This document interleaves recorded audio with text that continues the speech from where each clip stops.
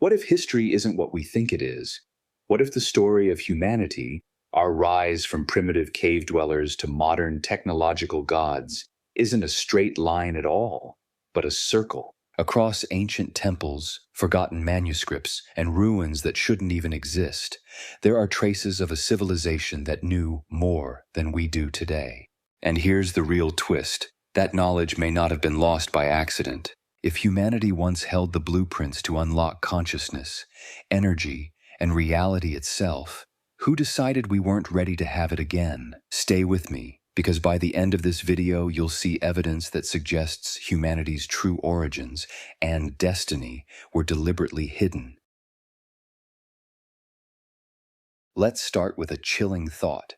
What if our greatest technological and spiritual leaps didn't come from progress, but from rediscovery? Ancient Sumerians described star maps thousands of years before modern astronomy. Egyptian builders aligned pyramids with celestial precision still unmatched by most modern architects. And in India, Vedic texts described the atom, wireless energy, and even flying vimanas centuries before the Wright brothers were born. Coincidence? Or fragments of a forgotten world order? Mainstream history says these are just myths, primitive minds trying to explain what they didn't understand. But then, how do we explain 12,000-year-old megaliths like Göbekli Tepe, built before the invention of the wheel, or ancient batteries found in Baghdad, or the Piri Reis map depicting Antarctica without ice, centuries before we could even see it? It starts to sound less like coincidence and more like amnesia, as if an advanced age of wisdom once existed and was buried. But by who? That's where it gets interesting. Throughout history, every empire has had its gatekeepers, the ones who decide what knowledge survives and what gets erased. Think about it. The Library of Alexandria, mysteriously burned, destroying centuries of ancient science. The Cathars, wiped out for heresy. Books banned, scholars silenced, discoveries buried under the label of forbidden. Now consider this. What if some of that knowledge wasn't lost, but hidden?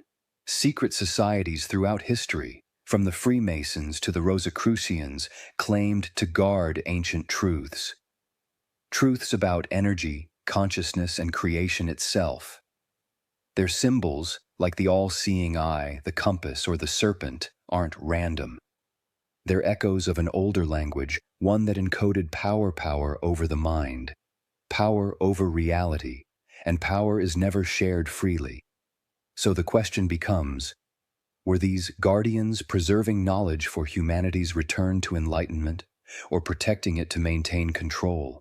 Because every time humanity gets too close to rediscovering these truths, something happens.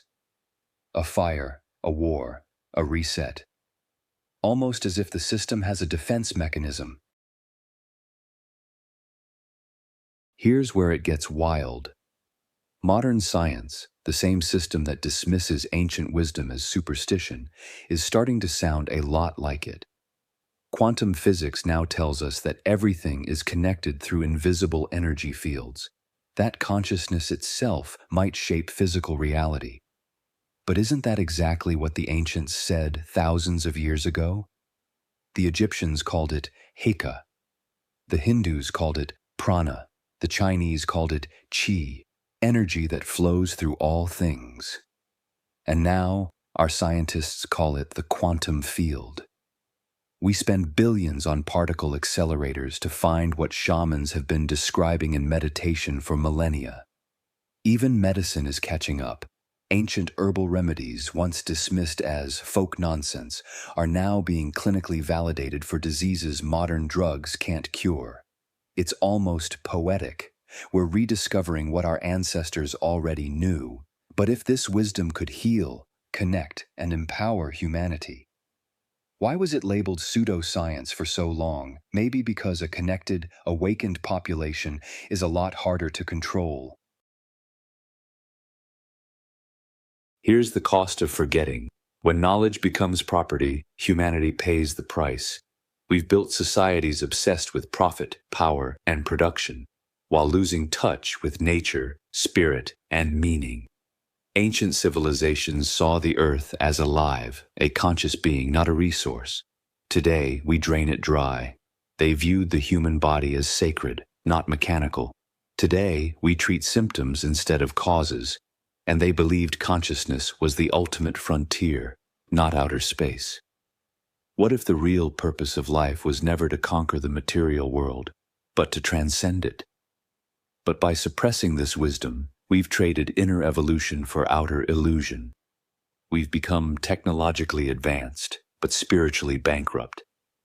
And maybe that's the point, because a species that forgets what it truly is can be molded into anything, but suppression can't last forever. Here's where the story shifts, from hidden past to living present. Because rediscovering ancient wisdom isn't about worshiping the old. It's about remembering who we are. Every piece of forgotten history, every symbol carved in stone, is a mirror, reflecting back a truth we've buried within ourselves. So ask yourself, who benefits from the version of history we're told? And who benefits when you stop asking questions? The real revolution doesn't start in politics or protests. It starts with perception, with you. Questioning everything, digging, reading, connecting dots. The system says don't exist because the blueprint of humanity's golden age isn't lost, it's encoded in our DNA, waiting to be reactivated. And if we remember, if we reclaim what was stolen, we may just unlock a new era of human potential. The ancients warned of cycles, ages of light and darkness. Maybe we're standing right at the edge between them. The question is, which direction will we choose this time?